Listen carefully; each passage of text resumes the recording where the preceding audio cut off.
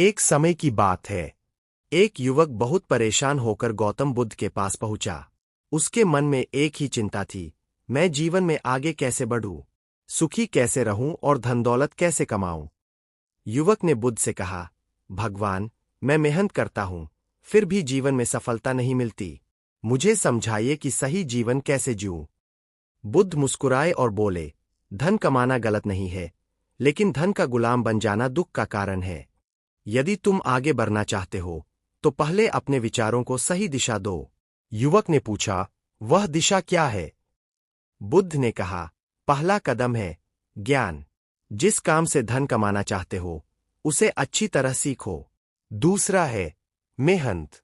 अवसर की प्रतीक्षा मत करो, अपने कौशल को इतना मजबूत करो कि अवसर तुम्हें खोजे। फिर बुद्ध ने कहा, तीसरा है अनुशासन। जितना कमाते हो, उससे अधिक खर्च मत करो। अपनी जरूरत और इच्छा में अंतर समझो।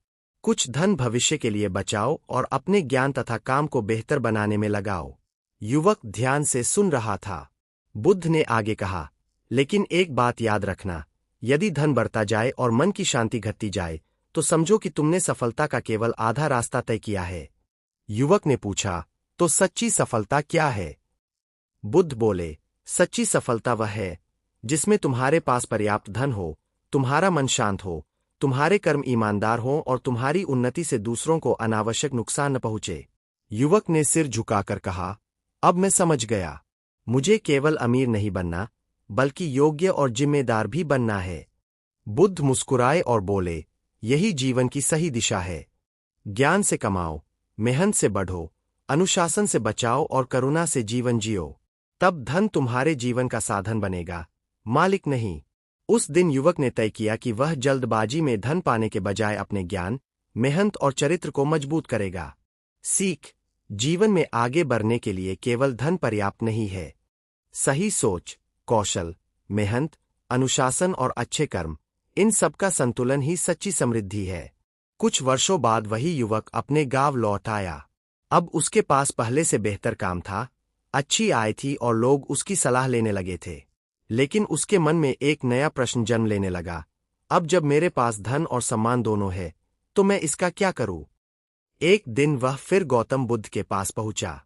युवक ने कहा, भगवान, मैंने आपकी बात मानकर ज्ञान सीखा, मेहनत की और अपने खर्चों पर नियंत्रण रखा। अब मेरे पास पहले से कहीं अधिक धन है, लेकिन मुझे लगता है कि अभी भी कुछ अधूरा है। बुद्ध ने शांत स्वर में पूछा, तुम्हारे धन ने तुम्हें क्या दिया? युवक ने कहा, सुविधाएं, सम्मान और भविष्य की सुरक्षा। बुद्ध ने फिर पूछा, और तुम्हारे धन ने दूसरों को क्या दिया? युवक कुछ क्षण चुप रहा। बुद्ध बोले, यही वह प्रश्न है जिसे लोग अक्सर भूल जाते हैं। धन तब अधिक सार्थक होता है जब वह केवल तुम्हारी इच्छाएं पूरी न करे, बल्कि तुम्हारे आसपास के जीवन में भी भलाई लाए। युवक ने पूछा, लेकिन मैं दूसरों की मदद कैसे करूं? बुद्ध ने कहा, सबसे पहले अपने कर्म में ईमानदारी रखो।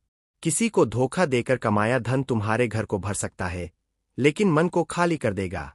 फिर अपने ज्ञान को दूसरों के साथ बांटो। यदि तुम्हारी सफलता से कोई और भी आगे बढ़ सके, तो तुम्हारी सफलता और बड़ी हो जाती है। युवक ने बुद्ध की बात ध्यान से सुनी। बुद्ध ने आगे कहा, और एक बात याद रखो, धन को बांटना केवल दान देना नहीं है।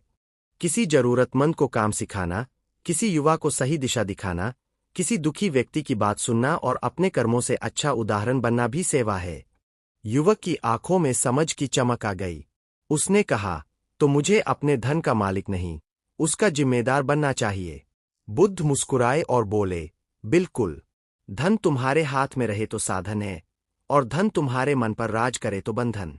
उस दिन युवक ने एक नया संकल्प लिया। उसने अपने काम को और ईमानदार बनाया।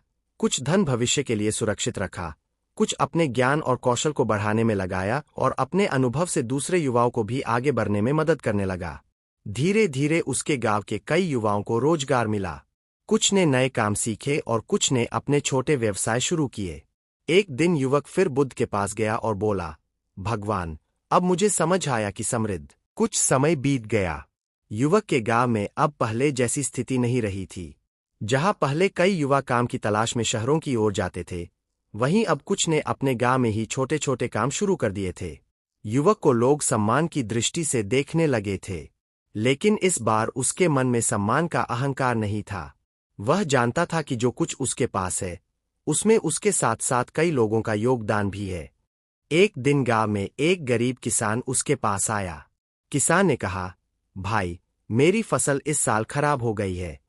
घर चलाना कठिन हो रहा है। क्या तुम मेरी कुछ मदद कर सकते हो?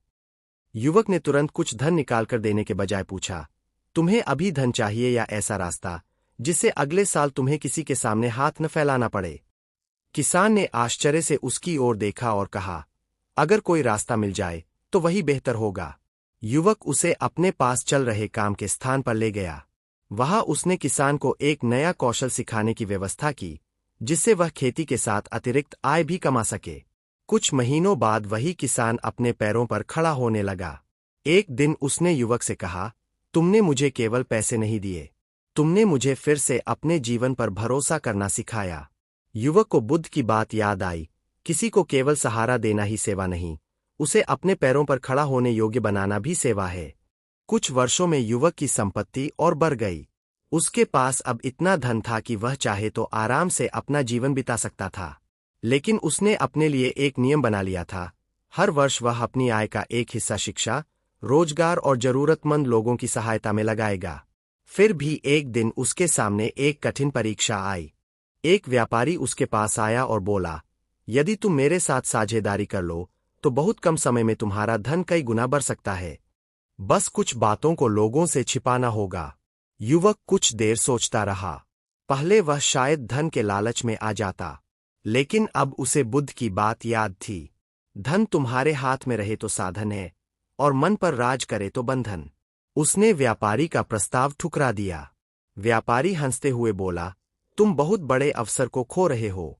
युवक ने शांत स्वर में कहा, जिस लाभ के लिए मुझे अपना चरित्र खोना पड़े वह लाभ नहीं, नुकसान है।